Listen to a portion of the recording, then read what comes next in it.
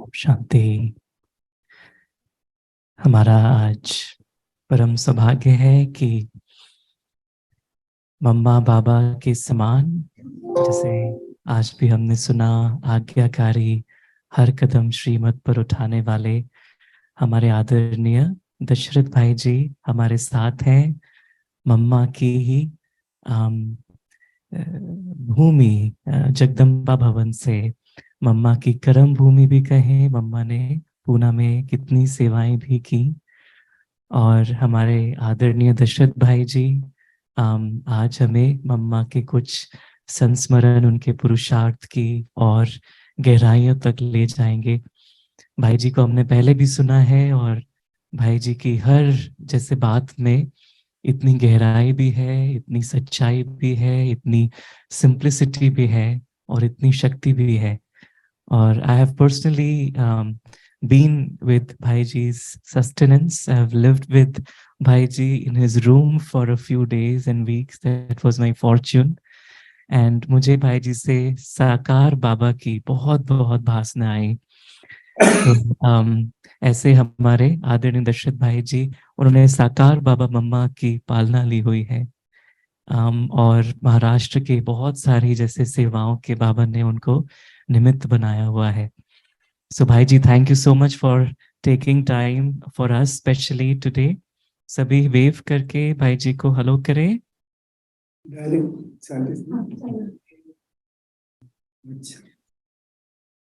ओम शांति भाई जी, वेलकम। ओम शांति। आज बहुत शुभ दिन है कि ड्रामा प्लान अनुसार आप सभी से सौरभ भाई, उनका ग्रुप, ये सारा यूएसए का ग्रुप, पुलिसाना, तो बहुत खुशी हो रही है कि आज जगदम्बा भवन से, माँ जगदम्बा भवन के स्मृति स्थान से जगदम्बा माता के बारे में आपसे कुछ विचार विमर्श करने का मौका ड्रामानुसार प्राप्त हुआ। इसकी बड़ी खुशी है। बाकी इस संगम युग में शिव बाबा को जब नई दुनिया का कार्य करना था, नई दुनिया का निर्माण परमात्मा को करने का था, तो शिव बाबा ने जो कुछ स्टेप्स ली हुई है वो बहुत ही महत्वपूर्ण है, और उसके अंदर बहुत सारी गहराई छिपी हुई है। अभी देखो, दुनिया में तो करोड़ों मनुष्य है। अभी ब्राह्मण भी 11 लाख के ऊपर अभी ब्राह्मणों की भी संख्या है। तो इतना सारा होते हुए भी जैसे हम ब्राह्मण बच्चों के सामने वर्तमान बिल्कुल क्लियर होता है, वर्तमान काल जो है, प्रेजेंट जो है, वो प्रेजेंट हमारे सामने टोटली क्लियर होता है। जैसे हम बच्चों के सामने प्रेजेंट टोटली क्लियर होता है, उस ही प्रकार से परमात्मा शिव बाबा के सामने फ्यूचर भी इतना ही क्लियर होता है। जितना हमारे सामने प्रेजेंट क्लियर है, उतना शिव बाबा के सामने फ्यूचर भी क्लियर होता है। तो सारे फ्यूचर को अच्छी तरह से जानने के बाद भी बाबा अपना कार्य कैसे करता है। देखो, अभी इतने सारे आत्माओं का भविष्य बाबा को मालूम है, उनका आगे के जन्म में कौन सा जन्म है ये भी बाबा को मालूम है। लेकिन बाबा ने इतने सारे सैकड़ों हजारों में से कोई का भी भविष्य का पाठ बाबा ने क्लियर नहीं किया है। शिव बाबा ने सिर्फ 2 आत्माओं के भविष्य का पार्ट क्लियर किया है ना। बाबा ने हम सारे ब्राह्मण परिवार के आगे 2 एग्जाम्पल रखे हुए। हम ब्राह्मण परिवार कहो अथवा सारी समस्त मनुष्य सृष्टि के सामने बाबा ने 2 आत्माओं का ही भविष्य का जो राज है वो सब क्लियर करके रखा है। और वो 2 आत्माएं कौन सी? तो एक बाबा है और दूसरी मम्मा है। ये दोनों का ही भविष्य बाबा ने बिल्कुल क्लियर कर दिया है। कि ब्रह्मा बाबा की आत्मा ही श्री कृष्ण सो श्री नारायण बनेंगी और मम्मा की जो आत्मा है वही श्री राधे से श्री लक्ष्मी बनेगी। तो ये दोनों का पार्ट क्यों क्लियर किया है शिव बाबा ने? क्योंकि शिव बाबा को ये दोनों एग्जाम्पल हम सभी के सामने रखने थे। अभी ये देखो, अगर गहराई से आप देखेंगे तो बाबा ने ये जो दो आत्माओं को जो चुना है ना, वो टोटली अपोजिट है एक दूसरे से। बिल्कुल इनके सरकमस्टेंसेस, इनका एज, इनका लाइफ सारा एक दूसरे से बिल्कुल अलग है। देखो, अगर ब्रह्मा बाबा को देखेंगे तो ब्रह्मा बाबा तो एक बड़े धनी व्यक्ति थे, लखपति करोड़पति थे, बड़े जवेरी थे बाबा। धन की बाबा के पास कोई कमी नहीं थी। 3 स्थानों पर मकान थे, कलकत्ते में था, बंबई में था, हैदराबाद में था। तो बाबा को वैसी धन की कोई कमी नहीं थी। राजे राजवाड़ों के साथ बाबा का संबंध था। तो इस प्रकार से एक जो है पूरे धनवान लखपति करोड़पति की आत्मा जो एग्जाम्पल के रूप में बाबा ने हम सभी के सामने ब्रह्मा बाबा को रखा। दादा लेखराज का परिवर्तन करके उनको प्रजापिता ब्रह्मा बनाया। शिव बाबा ने उनका समर्पण करवाया और उनको दादा लेखराज से प्रजापिता ब्रह्मा शिव बाबा ने बनाया। तो उनका जो एज है वो तो 60 वर्ष था। जब उनका एज के 60 वर्ष पूरे हुए तो शिव बाबा ने प्रवेश कर उनको ट्रांसफॉर्म किया। इसकी यादगार में भक्ति मार्ग में श्री गणेश जी को दिखाते हैं। तो गणेश जो था वो पहले विनायक था, और विनायक की जब मुंडी काटी, उसकी तो बड़ी स्टोरी बना दी है। उसका जब सर काटा और उसके ऊपर दूसरा सर रखा तो गणेश जी का जन्म हुआ। तो उसका वो जो सर दिखाया है उसके हर बात में गहन रहस्य समाया हुआ है। उसके कान जो है तो वो ऐसे है कि अनाज जब हम तैयार करते हैं खाने के लिए, अनाज की जब चक्की में डालना होता है, उसको जब प्रिपेयर किया जाता है तो उसमें से सारी गंदगी को बाहर किया जाता है। उस प्रकार से अगर सुनने का है तो सूप के जैसे कान श्री गणेश के है, और सतत उद्योग का प्रतीक उसकी सूंड है। जैसे आत्मा का मन भाग होता है, मन कभी भी एक जगह पर स्थिर नहीं होता है, वो सदा घूमते फिरते ही रहता है। उस प्रकार से हाथी की सूंड होती है। हाथी की सूंड कभी भी एक जगह पर स्थिर नहीं होती है। वो हमेशा ऊपर तो जाएंगी, नीचे तो जाएंगी, लेफ्ट को जाएंगी, राइट को जाएंगी, हमेशा वो कुछ न कुछ करती रहती है। तो उद्यम सतत उद्योग का प्रतीक है कि ये उसकी सूंड, उसकी हर बात, उसको एक ही दांत है, एक श्रीमत पर चलने वाली आत्मा, इसका प्रतीक उसको एक दांत दिखाया। ऐसे उसका पूरा जीवन जो मनुष्य से उसको ब्राह्मण बनाया परमात्मा ने, उनको पूरा चेंज किया। तो उनका जो रोल था, उनकी वो जब ज्ञान में आए तो उनकी आयु 60 वर्ष की थी। तो आज सिर्फ अगर ब्रह्मा बाबा को शिव बाबा ने सिर्फ एग्जाम्पल के रूप में दुनिया के सामने अगर रखा हुआ होता तो आज के सारे मनुष्य मात्र, सारे बहन भाई सारा यही सोचते कि भाई ये ज्ञान में चलना ये तो पैसे वालों का काम है, ये हमारे गरीबों का कोई काम नहीं है। बाबा कितना पैसे वाला था तो उनके लिए ठीक है कि वो इस पर चल सकते हैं, बाकी हम तो गरीब लोग हैं, हम कैसे चलेंगे। तो उसके लिए सेकंड एग्जाम्पल जो बाबा ने सामने रखा वो मम्मा मातेश्वरी का रखा। तो मम्मा बिल्कुल गरीब थी, गरीब घर से वो आई हुई थी। वैसे तो जहां उसने जन्म लिया, और ये भी देखो ड्रामा कैसे वंडरफुल होता है। ये इसका अंतिम जन्म में इनका लौकिक नाम राधे था।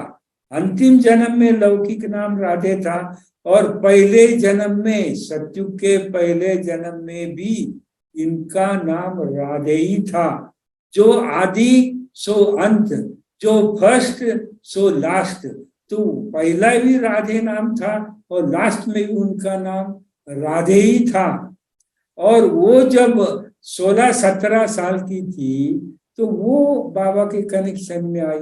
17-18 साल आयु होगा, तो एकदम जवानी में वो कनेक्शन में आई। तो सिर्फ ब्रह्मा बाबा एग्जाम्पल होता तो लोग कहते थे कि ये पैसे वालों का काम है। और ये मम्मा को देखो, पहले तो भले अमृतसर में जन्म लिया, हाँ, उसके पिताजी भी बड़े होलसेल व्यापारी थे, वो भी जवेरी का काम करते थे, सिलोन आदि में उनका व्यापार आदि था। लेकिन अचानक धंधे में घाटा आया, उनको अटैक आया, उनके पिताजी ने शरीर छोड़ा। तो घर की जो आर्थिक स्थिति जो है, इकोनॉमिकल, एकदम गिर गए और एकदम थोड़े अमीर रूप में थे, उनको गरीबी का पहाड़ बजाना था। उसके कारण मम्मा फिर अपनी माँ के घर में, वहां पर वो मम्मा रहने, नानी के घर वो रहने के लिए गई। कुछ समय बंबई में भी उन्होंने इंग्लिश स्कूल में पढ़ाई की और बाद में वो हैदराबाद में आई। तो ऐसे, और हैदराबाद में आने के कारण उनकी लौकिक माता रोचा थी और उनकी मासी जो थी ध्यानी दादी, वो उनकी मासी थी। तो ऐसे दोनों के पति ने शरीर छोड़ा हुआ था। मम्मा की माँ का नाम रोचा था, तो पोखरदास उनके पिता का नाम था। तो उनके पिता ने अचानक शरीर छोड़ा, तो माँ के ऊपर बहुत बड़ा असर पड़ा था और वो बहुत दुखी हो गई थी, उनकी लौकिक माता जी। तो लौकिक माता और मासी दोनों भी एक समय संध्या के समय जब रास्ते से जा रहे थे, तो वो एक सत्संग करने के लिए जा रहे थे। तो उसके बीच में बाबा का मकान था, जसोदा भवन उस समय उनका नाम था। और बाबा की युगल जो जसोदा है, वो गैलरी से देख रही थी। तो ये दोनों माताएं रोज संध्या के समय जा रही थी। तो उन्होंने एक दिन उनको रोका और पूछा कि आप कहाँ जा रहे हैं। तो उन्होंने कहा कि हम एक सत्संग में जा रहे हैं, हमको थोड़ा सा दुखी जीवन चल रहा है। तो उसने कहा, जसोदा माता ने, कि अरे देखो, यहाँ दादाजी बहुत अच्छा सत्संग करा रहे हैं, बहुत अच्छा प्रवचन करते हैं, तो अगर आप यहाँ आएंगे तो आपको बहुत सुख मिलेगा, बहुत शांति मिलेगी, तो आकर के देखो। तो उसके बाद वो माँ और मासी दोनों भी, वो बाबा का सत्संग चल रहा था, उसमें जाकर के बैठे। तो जैसे वो सत्संग में बैठे, बाबा गीता सुना रहा था, तो सत्संग में बैठे तो उनको बड़ी खुशी हुई और आत्माओं को, दोनों के आत्माओं को एक गहन शांति का अनुभव हुआ। शांति के अनुभव के पश्चात उनको आनंद का अनुभव होना शुरू हुआ। और फिर क्या हुआ, दूसरा दिन, तीसरा दिन वो रेगुलर आते रहे और उनके जीवन, जो दुखी जीवन था, उसमें सुख आ गया, एक आनंद आ गया, एक शांति जीवन में आ गई और उनके चेहरे पर एकदम खुशी छा गई। दोनों के चेहरे पर खुशी थी। और ओम राधे, माना राधा जो थी, वो घर में, वो तो कॉलेज कुमारी थी, पढ़ाई पढ़ रही थी।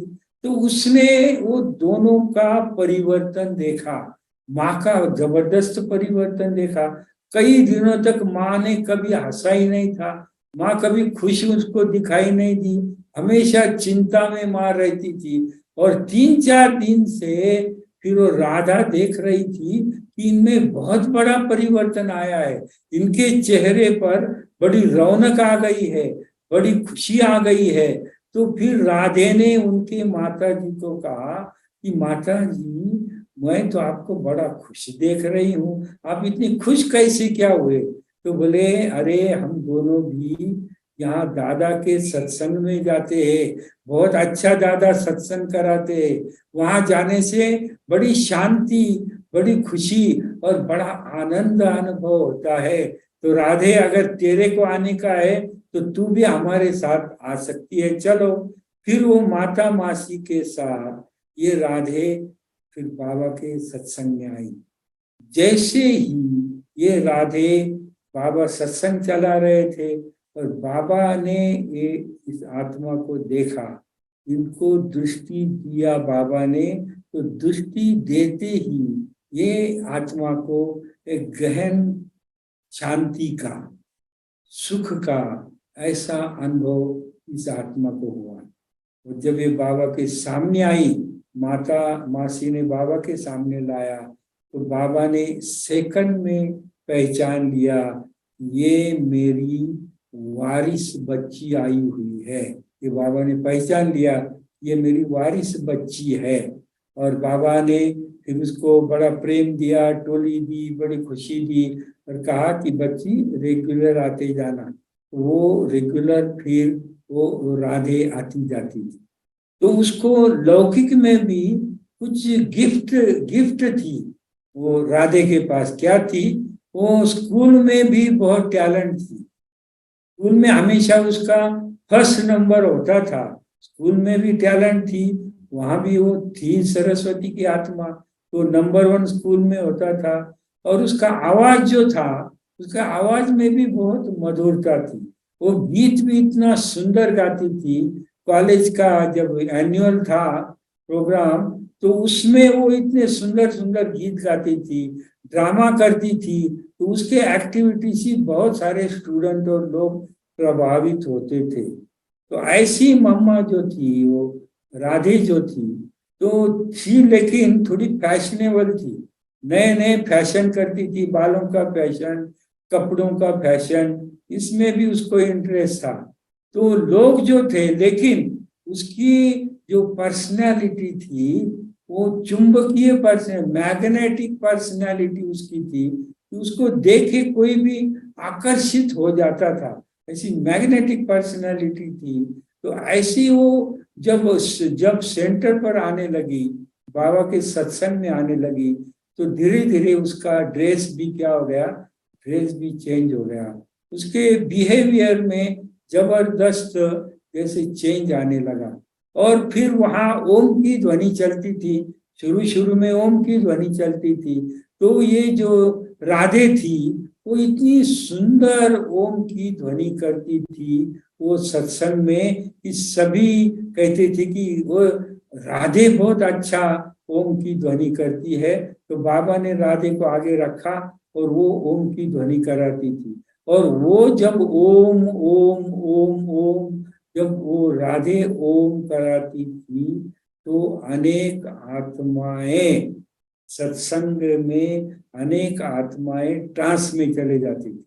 इसको कृष्ण का साक्षात्कार, बाबा में किसको कृष्ण दिखाई देता था, तो ये राधे में किसी को राधा दिखाई देती थी, श्री लक्ष्मी दिखाई देती थी। ऐसे अनेकों को अनेक साक्षात्कार होते थे जब ये ओम की ध्वनि कराती थी। फिर उसके बाद कई बहनों ने अच्छे अच्छे गीत बनाए। तो फिर ये गीत जो है, ये राधे फिर बाबा को दिखाती थी। तो बाबा कहता था तेरा आवाज बहुत अच्छा है, तो क्लास में तू ये गीत सुनाना। तो राधे क्लास में गीत सुनाती थी। उसके बाद ये टैलेंट होने के कारण इसने भी कई कविताएं बनाई सुंदर की, ओम मंडली में मैंने क्या पाया, क्या पाया, ऐसे सुंदर सुंदर गीत ये ओम राधे जो है वो सुनाती थी, वो दिखाती थी बाबा को। तो ये गीतों के कारण क्या हो गया कि राधे का और बाबा का नजदीक का कनेक्शन आ गया। और ये जो राधा है, ये ओम ध्वनि अच्छा करती थी, इसीलिए सभी उनको ओम राधे कहते थे। ओम राधे के नाम से उनको पुकारते थे। बाबा भी इसको ओम राधे ही कहता था। तो देखो राधे की ओम राधे बन गई, थोड़े ही समय में बन गई। बाकी ये मम्मा जो है, समझा, ओम राधे की फिर मम्मा बन गई, क्योंकि इसके अंदर पालना का भी संस्कार बहुत अच्छा था। पालना का संस्कार बहुत अच्छा था, इसीलिए बाबा ने सारे माता बहनों की पालना करने के लिए ओम राधे को निमित्त बनाया। और ओम राधे को जब निमित्त बनाया, तो ओम राधे का अनेकों को उसमें साक्षात्कार होता था। जसोदा माता जो बाबा की युगल थी, उनको भी ये ओम राधे में लक्ष्मी का साक्षात्कार हुआ था। तो इतनी प्रसन्न हो गई, और तब से वो भी इनको मम्मा कहने लगी। सारी बहनें आयु में सभी उनसे जो बड़े थे सभी उनको मम्मा मम्मा मम्मा कहने लगे, क्योंकि वो आध्यात्मिक पालना बहुत अच्छी करती थी। तो आध्यात्मिक दृष्टिकोण से उनको मम्मा मम्मा सभी ने कहना आरंभ किया। सभी तो उनको मम्मा कहते थे, उनसे जो पहले ज्ञान में आए वो भी मम्मा कहते थे, आयु में उनसे जो बड़े थे वो भी मम्मा कहते थे, और उनकी लौकिक माँ भी उनको मम्मा ही कहती थी। तो सोचो उसमें क्या आध्यात्मिक शक्ति होगी कि उनकी माँ भी उनको सहज मम्मा करके पुकारती थी। तो भले वो थोड़ी देरी से ज्ञान में आई, लेकिन लास्ट सो फास्ट का पुरुषार्थ उनका था। मातेश्वरी जो थी उनके अंदर अनेक गुण थे, वो तो गुणों की खान थी, लेकिन एक गुण उनमें विशेष था, वो गंभीरता थी। मम्मा के पास गंभीरता थी। तो गंभीरता के कारण क्या हुआ, उन्होंने अपनी अवस्था जो है वो अवस्था को बहुत जल्दी पिकअप किया, अपने स्थिति को उन्होंने बहुत जल्दी बनाया, और ज्ञान को भी बहुत अच्छी तरह से जल्दी समझ करके लिया। और बाबा जब मुरली चलाते थे तो मम्मा जब सामने बैठती थी तो एक चातरक पक्षी के समान सामने बैठती थी। जैसे चातरक पंछी पानी का पहला बूंद, बारिश का पानी का पहला बूंद पीने के लिए तरसता है, ऐसे मम्मा बाबा के मुख से जो जो भी ज्ञान वर्षा होती थी वो ज्ञान के एक एक बूंद को मम्मा जल्दी प्राप्त करती थी। और न सिर्फ सुनती थी बल्कि वो सुनती थी और धारण करती थी। हमारे में, हमारे पुरुषार्थ में और मम्मा के पुरुषार्थ में क्या अंतर था, तो हम लोग बाबा की मुरली तो सुनते हैं, लेकिन सुनने के पश्चात सुनना और धारण करने में अंतर हो जाता है। कई दिनों का अंतर, कई वर्षों का अंतर होता है, लेकिन मम्मा ने सुना और धारण किया, उसमें कभी कोई अंतर नहीं बना। और उनके पुरुषार्थ की एक खूबी थी मम्मा की कि भले पुरुषार्थी है हम, तो पुरुषार्थी में गलती हो सकती है, पुरुषार्थी के द्वारा गलती हो सकती है, नहीं ऐसी बात नहीं है, लेकिन हम सभी से भी गलती की। मम्मा की पुरुषार्थ की जो व्याख्या थी वो बड़ी अलग थी। क्या थी? एक बार की हुई गलती दोबारा नहीं करना, उसको मम्मा पुरुषार्थ कहती थी। आपने एक बार गलती किया और गलती अगर बार बार रिपीट करते हैं तो मम्मा उसको पुरुषार्थी नहीं कहती थी, वो उनको पुरुषार्थी कहती थी कि जिसने एक बार की हुई गलती फिर कभी रिपीट नहीं की, इसलिए वो पुरुषार्थ में बहुत आगे गई। अभी देखो ये जो बाबा मम्मा का एग्जाम्पल शिव बाबा ने दिया, तो बाबा ने तो यज्ञ में अपनी सारी संपत्ति, हीरे जवाहरात, धन आदि पूरा के पूरा बाबा ने यज्ञ में समर्पित किया, लेकिन मम्मा तो गरीब घर की थी। मम्मा की विशेषता थी ज्ञान को जो उसने ग्रहण किया ना, तो मम्मा को ज्ञान देने वाली दादी थी किकनी, किकनी दादी उनका नाम था। तो किकनी दादी ने मम्मा को साप्ताहिक कोर्स कराया था। तो जब वो पहले दिन आई ना, वो तो कन्या थी, तो पहले दिन जब आई तो उसको आत्मा का पाठ पढ़ाया, दूसरे दिन आई उसको परमात्मा का पाठ पढ़ाया, तीसरे दिन आई उसको सृष्टि चक्र का पाठ पढ़ाया। तो ऐसे वो किकनी दादी वो ये ओम राधे का कोर्स करा रही थी। अभी 3 दिन हो गए, चौथा दिन भी देखा तो वो दादी ने, किकनी दादी ने देखा कि मैं 4 दिन से देख रही हूँ ये जो राधे है ना, वो एक ही ड्रेस डाल करके रोज आ रही है।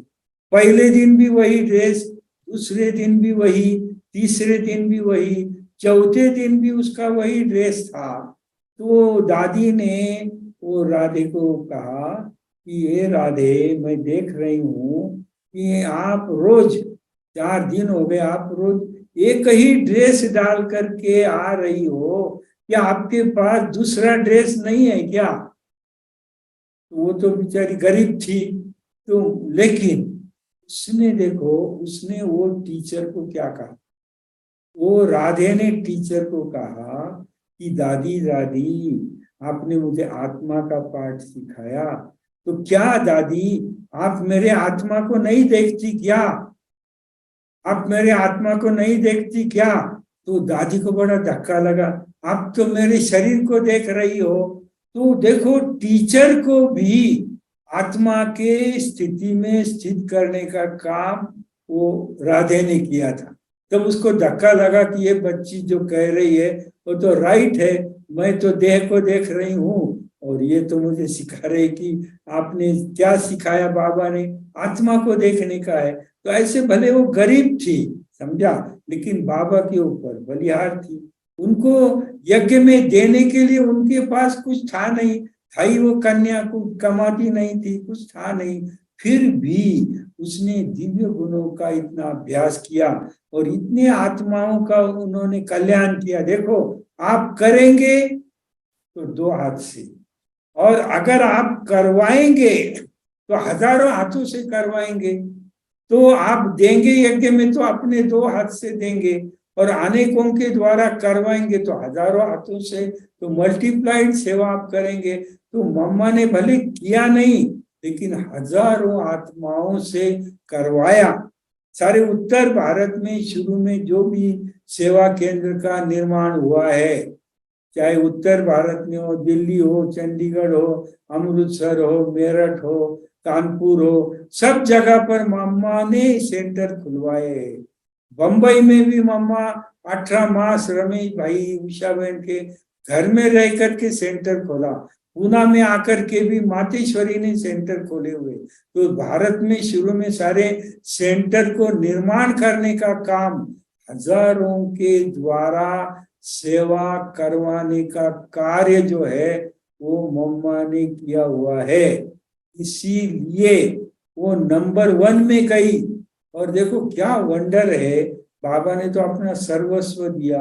इस आत्मा ने यज्ञ में कुछ भी धन की सेवा नहीं किया, लेकिन फिर भी भविष्य में वो धन की देवी लक्ष्मी बन गई। तो कहा जाता है कर्मस्य गहनहा गति ही, कर्म की गति बड़ी गहन होती है। तो उसने किया नहीं, लेकिन जो करवाया वो कई मल्टीप्लर रीति से बड़ा काम उसने करवाया, इसलिए वो भविष्य में लक्ष्मी बनी। तो इस प्रकार से दोनों एग्जाम्पल बाबा ने रखे, एक धनवान का है, एकदम गरीब का है। इसीलिए आज गरीब ज्ञान में आराम से चलते हैं। बोलते मम्मा के पास क्या था, उसने तो कुछ नहीं दिया, फिर भी वो लक्ष्मी बन गई, तो हम भी ज्ञान मार्ग में चल सकते हैं। ये मम्मा को देख करके सभी गरीब भी ज्ञान मार्ग में चल सकते हैं। और अगर सिर्फ बाबा होता तो बोले बूढ़ों का काम है ज्ञान मार्ग में चलना, जो गृहस्थी अनुभवी है वही ज्ञान मार्ग में चल सकते हैं। उसके लिए सेकंड एग्जाम्पल मम्मा का दिया। वो तो कन्याकुमारी थी, उसको गृहस्थ जीवन का कोई भी अनुभव नहीं था, फिर भी गृहस्थ जीवन का कोई भी अनुभव न होते हुए भी, एक कॉलेज की कुमारी होते हुए भी वो ज्ञान मार्ग में नंबर 1 में गई। तो सभी युवा के लिए, सभी युवा कन्या हो अथवा कुमार हो, सभी कन्या कुमारों के लिए एग्जाम्पल के रूप में मम्मा मातेश्वरी ही रही है। और उनको देख करके आज भी हजारों लाखों कन्या कुमार भी ज्ञान मार्ग में है। हजारों ने अपना जीवन बलिदान, हजारों कन्याओं ने समर्पण किया हुआ है, हजारों भाई कुमारों ने समर्पण किया है। तो उसका एग्जाम्पल किसको देखा, तो मम्मा को देख करके उन्होंने, क्योंकि कन्या भी नंबर 1 हो सकती है, कुमार भी नंबर 1 में जा सकते हैं। तो ऐसा मम्मा का भी उदाहरण है।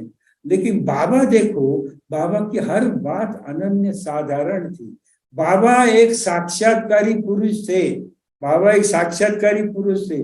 उन्होंने कलयुग के विनाश का भी साक्षात्कार किया हुआ था, सतयुग के स्थापना का भी बाबा ने साक्षात्कार किया हुआ था, सतयुग का पूर्ण साक्षात्कार बाबा ने किया हुआ है।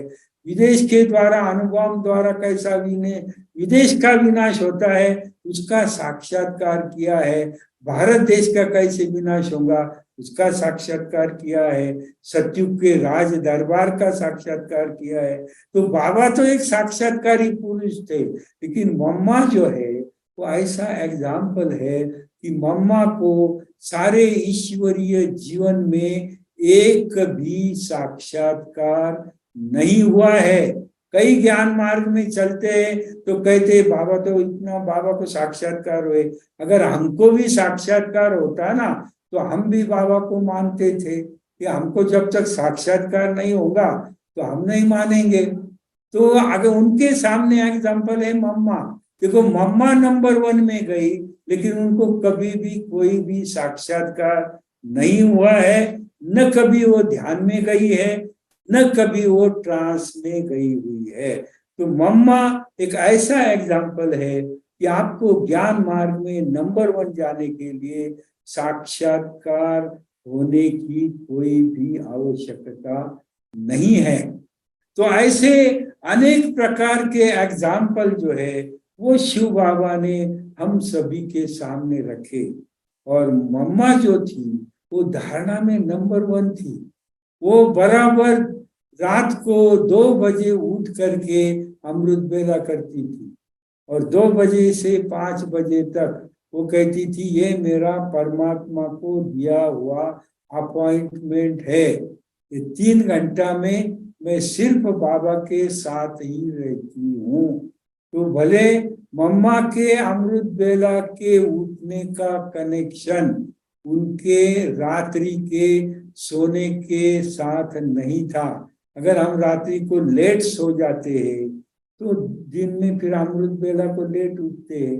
तो मम्मा भले रात को सेवा में कभी कभी 12 बजता था, सोने में देरी होती थी, फिर भी मम्मा 2 बजे उठ करके अमृत बेला का योग किया करती थी। उन्होंने अमृत बेला में कभी भी एब्सेंटी नहीं की हुई है। तो ऐसे पुरुषार्थ में वो बड़ी जबरदस्त थी। और ज्ञान सुनाने में वो लॉजिकली इतनी टैलेंट थी कि कोई भी कितना भी बड़ा विद्वान हो। हमने देखा उस समय पूना में बड़े बड़े मंडलेश्वर थे, बड़े बड़े शास्त्री थे। सारी गीता जिन्होंने कंठस्थ की हुई थी वो उन्होंने मम्मा के सामने कहा आप क्या गीता जानते हो? बोले हम तो सारी गीता को जानते हैं। और एक शास्त्री ने शुरू से लेकर अंत तक गीता के 700 श्लोक जो है उसने एक दम में शुरू से लेकर के लास्ट तक सारे के सारे श्लोक मम्मा के सामने सुनाए। बोले आप क्या गीता को जानते? हम आपको गीता सुनाते। तो फिर मम्मा ने उनको बड़े युक्ति से कहा कि भाई ये कब से आपने ये अभ्यास किया है? तो बोले मैं 7 साल का था तब से मैंने अभ्यास किया है, तब से गीता मेरी कंठस्थ है। अभी आपकी आयु अभी तो 50 के पास मेरी आयु है। तो फिर बोले आपको गृहस्थी? तो बोले मेरी एक युगल है और मेरे को 3 बच्चे, 2 कन्याएं, एक बच्चा है, ऐसे 3 बच्चे हैं। तो मम्मा ने झट उसको कहा कि अच्छा तो आप तो गीता बचपन से लेकर के अभ्यास कर रहे? बोले हाँ मैं तो बचपन से अभ्यास कर रहा हूँ। तो फिर बोले गीता में लिखा है कि काम महाशत्रु है। बोले हाँ काम महाशत्रु कामेशु क्रोधेषु कहा है। अगर गीता में काम महाशत्रु कहा है फिर आपने 3 बच्चे कैसे क्या पैदा किए?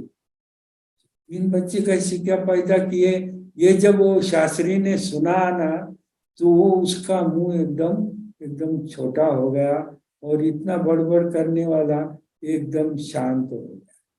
तो ऐसे मम्मा में बड़े बड़े ज्ञानियों का मुंह बंद करने की ताकत। 3 मिनट से ज्यादा मम्मा के सामने कोई भी बात नहीं कर सकता था। ऐसे वो ज्ञान की देवी सरस्वती थी। तो इस प्रकार से मम्मा की हर बात में विशेषता थी। खाली लास्ट अनुभव आपको बताता हूँ। अंतिम समय में जब मम्मा बीमार पड़ी 65 में अप्रैल में मम्मा पूना में थी, 2-3 मास मम्मा का मुक्काम था, तो मम्मा रोज क्लास कराती थी। तो उन दिनों में मम्मा को थोड़ी सी तकलीफ होने लगी, तो ज्यादा बोलने में तकलीफ होने लगी। फिर 65 में फिर क्या हुआ कि अप्रैल में मम्मा को चेक करने को बम्बई लेकर के गए, और बम्बई में फिर डॉक्टर ने कहा कि इनको कैंसर है और ये ज्यादा समय तक नहीं रह सकती है। तो ये जब डॉक्टर ने कहा ज्यादा समय नहीं रह सकती है, तो फिर क्या हुआ, मामा को हॉस्पिटल में एडमिट वगैरह कराया गया, और बाबा को मैसेज भेजा, कामदेवी सेंटर पर शील दादी थी, उनको मैसेज भेजा कि बाबा बाबा अभी मामा को चेक किया और डॉक्टर ने जो कहा है कि इनको कैंसर हुआ है और वो ज्यादा समय न रह सकती है, तो बाबा बताओ कि मम्मा के बारे में जो डॉक्टर बोल रहा है वो सही है क्या। तो बाबा ने मैसेज भेजा कि जो डॉक्टर कह रहा है वो सच्चा है और वो सही है। तो फिर वो संदेशी ने कहा, अभी सारे क्लास वाले मुझे पूछेंगे कि बाबा ने क्या संदेश दिया है, डॉक्टर तो ऐसा कह रहा है, तो मैं क्लास में सुनाऊं क्या। तो बाबा ने कहा कि नहीं, क्लास में नहीं सुनाओ, क्योंकि वो सुन नहीं सकेंगे। फिर वो संदेशी ने पूछा, क्या मैं मम्मा को बताऊं क्या कि बाबा ने कहा है, डॉक्टर ने सही कहा है। हाँ, बाबा ने कहा तुम मम्मा को बता सकती हो, क्योंकि मम्मा में ताकत है सुनने की। तो फिर वो संदेश आई, उसने क्लास में तो कुछ नहीं कहा, फिर जाकर मम्मा को कहा कि बाबा ने मैसेज दिया कि जो डॉक्टर ने कहा वो सही है। मम्मा एडमिट हुई, और वो जब एडमिट हुई थी ना, तो उसको मालूम था कि मेरे पास मृत्यु नजदीक है, लेकिन वो मृत्युंजया थी। उसने कभी भी अपने लाइफ को डिस्टर्ब होने नहीं दिया, दिनचर्या एक्यूरेट रखी। डॉक्टर जो दवाइयां गोलियां देता था, वो प्रेम से समय पर एक्यूरेट सारी गोलियां भी देती थी। और क्या होता था, मम्मा को मिलने के लिए अनेक दादियां आती थी, तो उनका भी दादियों का सफेद ड्रेस, हॉस्पिटल का भी सफेद ड्रेस होता था, और सारी दादियां मम्मा को पकड़ करके खटिया पर बैठ जाती थी। जब डॉक्टर चेक करने को आता था, वो सबको देखता था, तो डॉक्टर बड़ा हैरान होता था, और वो सारी बहनों को देखकर वो पूछता था, मुझे बताओ कि मेरा पेशेंट कौन है, क्योंकि सारी एक समान दादियां। वो बोले मेरा पेशेंट कौन है, वो पेशेंट भी डॉक्टर को दिखाई नहीं देता था। अगर और कोई पेशेंट होता तो चेहरे से समझते कि ये पेशेंट है, लेकिन मम्मा को इतनी तकलीफ होते हुए भी उनके चेहरे पर कभी दिल शिकस्त चेहरा नहीं हुआ, सदा हर्षित चेहरा था। और खुशी खुशी से मम्मा ने अंतिम समय में जब मधुबन में लाया गया, अंतिम समय गुरुवार का दिन था, बगीचे में अंगूर आए थे, मम्मा का शरीर में कोई ताकत नहीं रही हुई थी। मम्मा और बाबा संदली पर बैठे थे। बाबा ने कहा, बच्ची आज गुरुवार है और बच्चों को टोली खिलाना। तो अंगूर का सारी पार्टी सामने आई थी, मम्मा में कोई दम नहीं था, फिर भी बाबा ने कहा है ना सबको टोली खिलाना, तो ऐसी अवस्था में भी उसने श्रीमत का पालन करके सारे क्लास वालों को गुरुवार के दिन अंगूर खिलाया, और बाद में कमरे में जाकर मम्मा ने शरीर का त्याग किया। ऐसी हमारी मम्मा मृत्युंजया थी। और उसके बाद एडवांस पार्टी की सफल सेनानी बन करके आज 57 ईयर से नए निर्माण का काम, नई दुनिया निर्माण करने का काम गुप्त रूप में सेनानी बन करके हमारी मम्मा कर रही है, और हमको विशेष याद कर रहे थे। अच्छा, ओम शांति।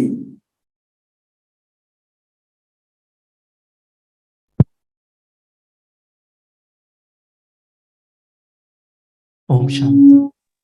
ओम शांति भाई जी। ओम शांति भाई जी। धन्यवाद। Om Shanti Bhai Ji, thank you so much for this amazing class. मुझे ऐसे ही लग रहा था कि जैसे पूरा मम्मा का जीवन हमारे सामने चरितार्थ हो गया, और हमें तो लग रहा है सुनते ही जाए भाई जी की इतनी गहराई है, इतने गहराई से भाई जी बात करते हैं. So we really want to say thank you from everyone, all of us. Where is Kriti? Where is Kriti? हाँ, कृति को बुलाइए, प्लीज इनवाइट हर. सभी भाई जी को थैंक यू बोले. थैंक यू भाई जी. थैंक यू भाई जी, बहुत Thank अच्छा you, लगा भाई मम्मा के जी. बारे में जान के. Very inspiring. ओम शांति. Thank you, Bhaiji. It was a wonderful class. Om Shanti. Thank you, भाई जी. Good class. Om Shanti. Thank you भाई जी. बहुत ही अच्छा आपने सारा चरितार्थ मम्मा का बताया, और बहुत इंस्पिरेशनल लाइफ उनकी से बहुत प्रेरणा मिलती है. थैंक यू भाई जी. ओम शांति. Om Shanti भाई जी. Thank you.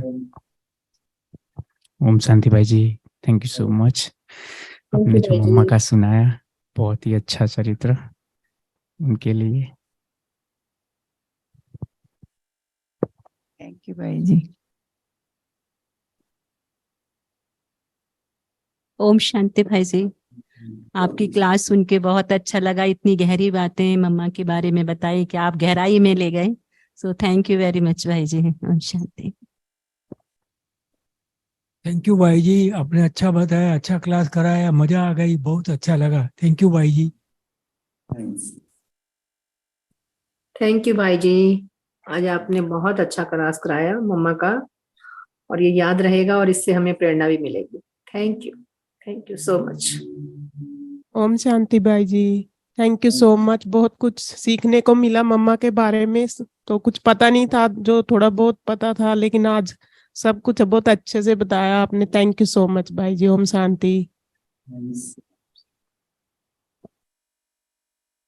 ओम शांति. थैंक यू भाई जी. आपने जो बताया वो एकदम अच्छा लगा. इज आपने शिव बाबा ने 2 एग्जाम्पल रखी है सबके लिए. इज एक तो ब्रह्मा बाबा, और 2 extreme opposite like Mateshwari ji and then Brahma Baba. So important, like सबके लिए बहुत example, like easy example. One is very wealthy, other is poor, one is old, other is very young. So extreme difference, but which is very important. And one is Grahasti, other is Kumari. So that I really like that part. Yeah. Thank you. Om Shanti. Thank you भाई जी.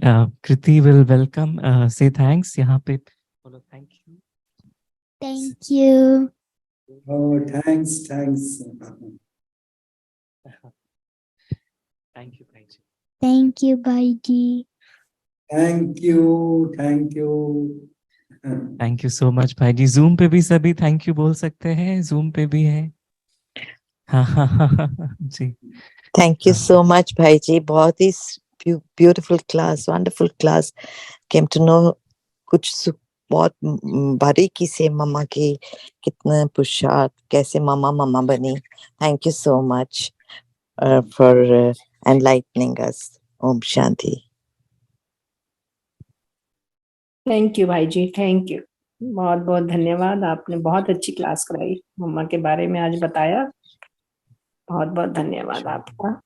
से प्रेरणा मिलती है. Thank you भाई जी. ये हमने यहाँ पे अनुभव किया. शिव बाबा, ब्रह्मा बाबा और मम्मा यहाँ दिखाते हैं. तो जब हम ऐसे ही बाबा को भोग ऑफर करते थे, तो it was such a beautiful feeling. और जैसे आपने पूरी क्लास कराई कि शिव बाबा ने दोनों आत्माओं को निमित्त बनाकर, तो we just feel this feel so real and so beautiful कि भाई जी और बाबा मम्मा बिल्कुल हमारे साथ साथ है. So it was so special, Bhaiji. Thank you so much.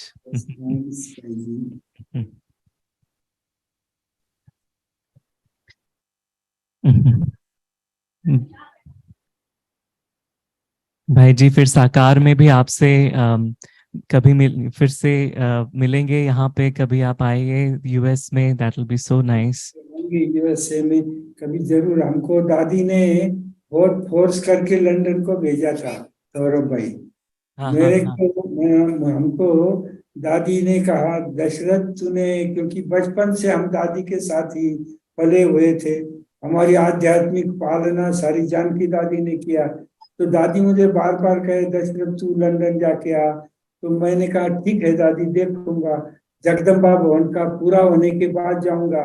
तो दादी ने कहा नहीं, जगदम्बा पूरा होने के पहले तू जाके आ।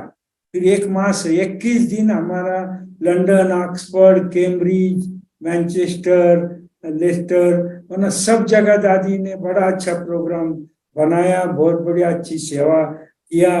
बहुत दादी को भी समाचार मिला, दादी बड़ी खुश हुई। और मैं वो लंदन सारा टूर करके आया।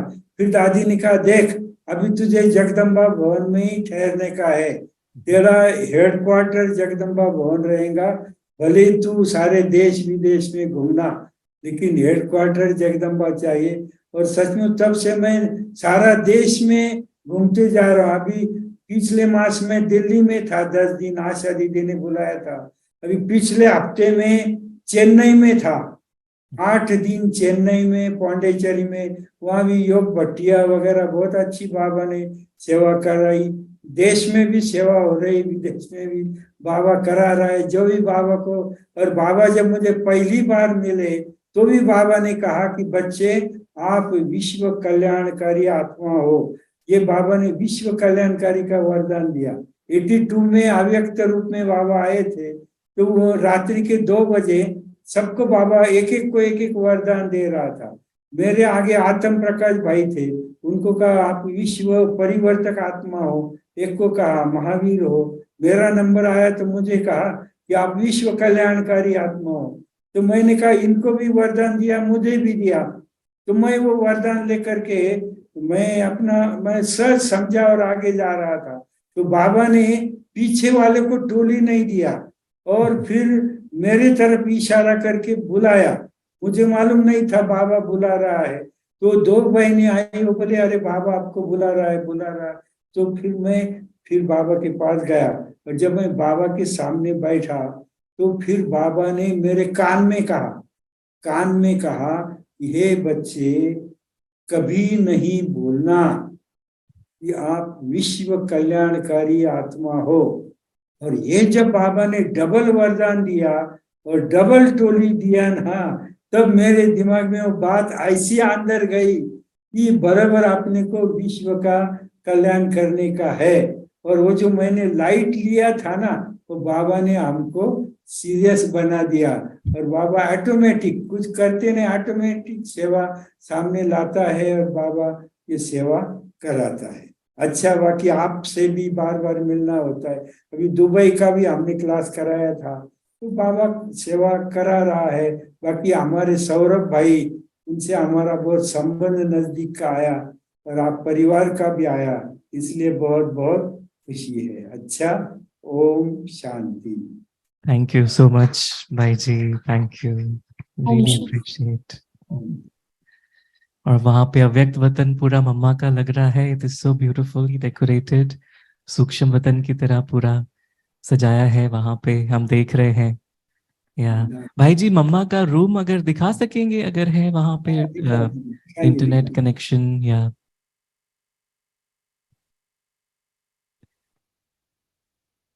वहाँ मम्मा के रूम में ही बैठे हैं भाई जी। तो ये शांति मम्मा भाई का, जी। हाँ ब्यूटीफुल जी। इस साइड में मम्मा के सभी वर्चूज लगाए हैं। हाँ जी। फिर साइड में मम्मा की जर्नी दिखाई है फोटोज के द्वारा।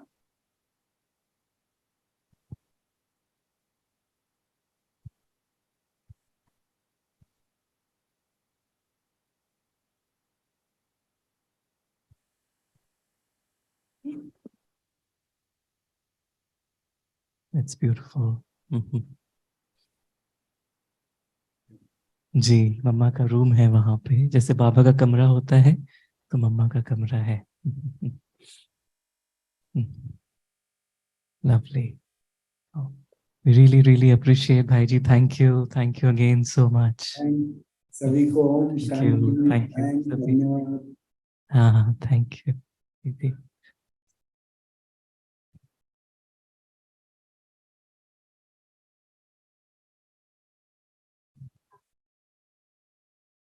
शीतल बहन जी हैं? अच्छा,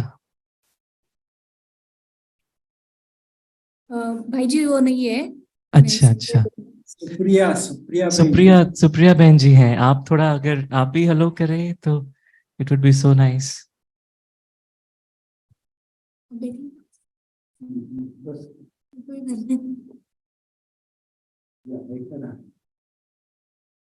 ओम शांति। ओम शांति, ओम शांति, ओम शांति बहन जी। Thank you so much for your seva today. It was so nice to, really feel Mama's live presence today. तो सभी जगदम्बा भवन में रहते हैं, सुप्रिया बहन। Thank you, thank you all. Thank you दीदी। ओम शांति। अच्छा, thank you Baba and thank you family.